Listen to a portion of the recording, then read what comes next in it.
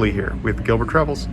Today we're going to take the final leg of my 2020 Transcon challenge with JetBlue in their Mint cabin here from Boston Logan, back home to Seattle.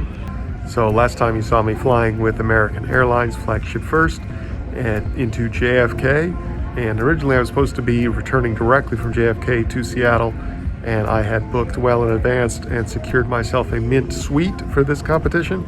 However, things being as they are, that flight got canceled and I was rerouted through Boston, and the only seats that were available were the aisle seats. So it's a bummer I'm not going to get to review the suites for you guys today, but still, in the age of COVID, I think JetBlue is going to be putting forward a solid effort, so I look forward to experiencing it and seeing how they fare. So I'm quite surprised after visiting some busy airports that seemed like had things open. Most everything I'm finding here in Boston is still closed.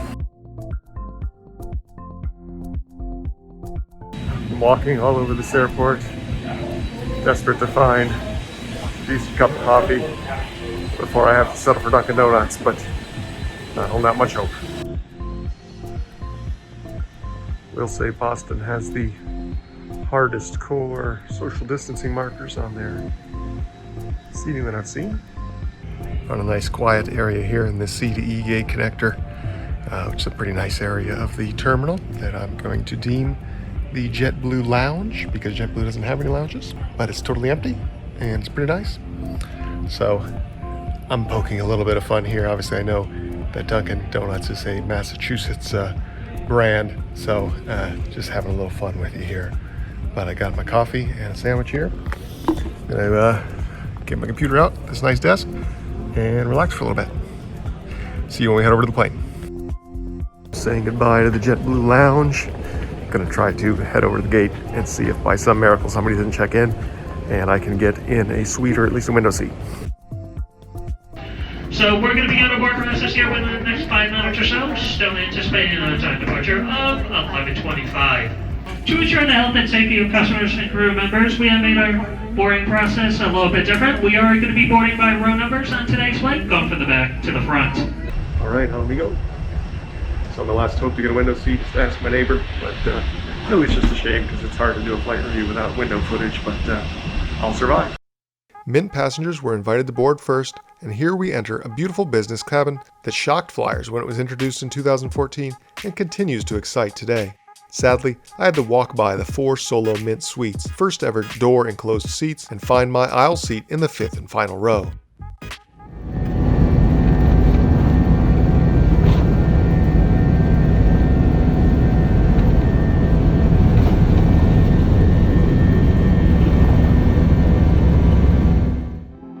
I've reviewed this seat before, but now that we're in the air, let's have a refresher with Seat 5C. The 12 non-suite seats on this aircraft are in a 2x2 configuration, and these modified Vantage product seats do lie fully flat. This configuration does offer almost certainly the best product for couples flying domestically in the US, however that was not what I intended to showcase for the Transcon challenge. Behind Mint is the 143-seat economy cabin. On your armrest, you will find the seat controls, which include air-adjustable firmness and my favorite feature of this seat, massage, which saw liberal use on this, my 5th flight, in a little more than 24 hours. Tucked away, you will find a remote for the entertainment system. Over your shoulder is a reading lamp, water bottle holder, power and headphone input, as well as a phone storage compartment. In the front of the armrest is an additional power outlet, and forward between the seats is a shoe holder. These seats are fully adjustable and feature basically unlimited legroom. Below the screen you will find a mesh pocket that's the best storage area of the seat for personal items. Overhead you will find individual air and lighting as well. In short, this is a very nice seat. In a bit I'll show you how awkward to use the tray table is, but for now it's time for service to start. JetBlue handed out this card highlighting the COVID precautions being taken by the airline, which recently stopped seat blocking in Mint and will stop all seat blocking in January of 2021. We'll look at the amenities a bit later, but for now it's menu time. JetBlue still provides printed menus and resumed their full tapas-style dining concept, where 3 of 5 menu options can be ordered and served all at once for consumption. Ice cream is served as well, and there's a full coffee and tea service available, as well as a farewell treat. On the back you'll find a wine, beer, and liquor menu, including their signature mint cocktail. Antsy to see what will be served on your flight, or want to see what menu is best if you have the choice between a morning or afternoon departure? JetBlue's menus are posted on their website to be viewed in advance, but no pre-orders are available. Today's service started with some pre-packaged mixed nuts, which I ordered some bubbly to enjoy them with. Presentation was much improved by pouring the nuts out into the fold of the napkin. This was a lovely combination, and quickly it was time for meal service to begin. All items were served in a covered state during the pandemic, and ice cream was served with the meal to limit service interactions. Although this did not bring to a stop frequent drink service and refills. I know it's under limited circumstance, however it's a bit awkward to have so much excess packaging to deal with. Now unwrapped, we have a look at my kale and apple salad, pineapple chicken curry, and filet of beef. The salad was a repeat from my last Mint flight, and it's still quite good. The beef was perfectly cooked. Despite not winning any presentation awards, it was completely tender and very tasty. Next I sawed through the not as tender chicken. While it had decent flavor, it was the lackluster pick of the bunch. The beef here was definitely the star. I then ordered up a cappuccino to enjoy with the ice cream. A really excellent in-air combination for sure. The multi-course concept is really fun on JetBlue, and the food's of great quality, sweet or no sweet. As promised, here's a look at the gyrations required to deploy or stow the tray table.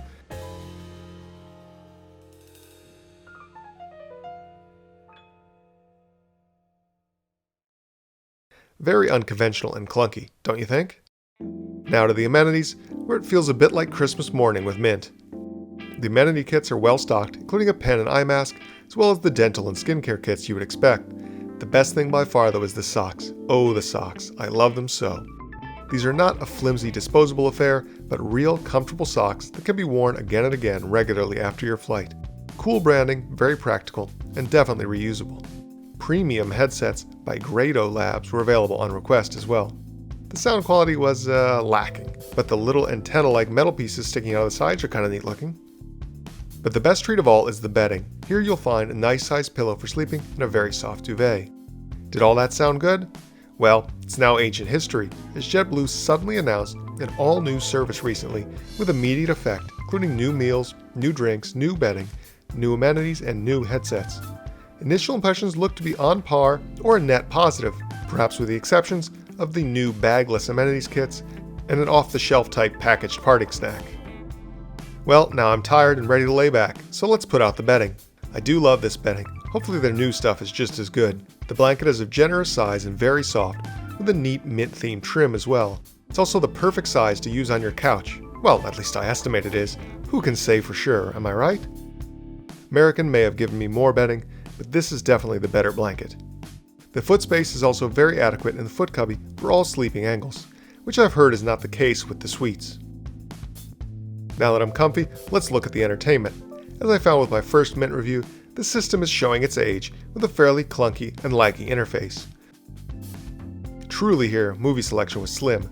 2 action titles, 3 comedies, 1 documentary. Also, JetBlue eschews an interactive map in favor of a rotating map channel with various perspectives interspersed with the flight stats.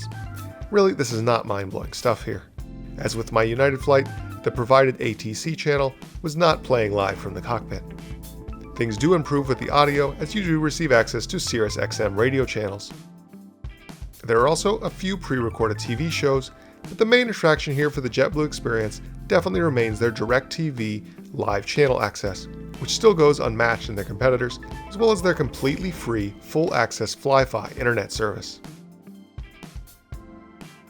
There's nothing special to find in the forward lavatory, but I did get a quick peek out a cabin window as we continued our cross-country trek before settling back into my seat. I decided to do some video editing for this very series, and I noticed the flight stats page showing a blistering 767 miles per hour ground speed. Of course, with tailwinds, this means this isn't a true supersonic flight, but it's still a pretty awesome number to observe in the air. Let's review today's booking details. This was the only flight I paid cash for in this series, and at $419, why not? JetBlue's reward system is entirely cash-based anyway. This is an absolute steal to experience this product. At these times, I've seen some Mint tickets even in the $300 range on certain routes. You'll definitely get your money's worth at those bargain prices. The arguably superior Mint suites are available without additional cost, first come first serve. However, I did uncover an issue, and that's that even if you secure one, should your flight change, you are at the mercy of the seat map for your newly assigned flight, and no one is going to help you get back into the suite just because you had one booked on your purchase ticket. I know the regular seat is quite a treat on its own, but if you have your heart set on a suite with direct aisle access and a door, easy come means easy go, whether you change your flight plans or the airline changes their schedule. As we approach Washington, at least I had this lovely milk bar cookie to take home and soak my sorrows in. I can assure you this was better than the chocolate-covered nuts they're going to be giving out now with Mint. Overall though, I do expect the new product will continue to be a top-notch way to fly domestically, to the Caribbean, and as JetBlue prepares to proceed with their transatlantic service launch into 2021, something I very much hope to be able to book and fly should international travel have eased up by that time, and to share with you of course. Alright, well I'm back here at Seatac after a wonderful experience in the air with JetBlue. They have really brought that product basically back to the full product it was before COVID, with a few small exceptions, but really doing awesome there. I wish I could have gotten in the suite that I booked to bring you along for that. I think that could have really helped it out in the Transcon challenge, and I'm sad I still didn't get a chance to try it out for you. But overall, JetBlue, great food, great amenities, comfortable seat, great features, and really enjoy flying with them. And great price too for that flight, for that ticket. So hope you enjoyed coming along with us on that. And please do come back next time. We're going to do a wrap-up video of all 4 flights and let you know who the winner was. So do come back for that. And hope you enjoyed watching all these Transcon Challenge flights. I enjoyed flying them here in 2020, and we will see you on the next flight. In the meantime, please remember to like, comment, and if you haven't already, please do subscribe and hit that notification bell so you can be made aware first when more content is available.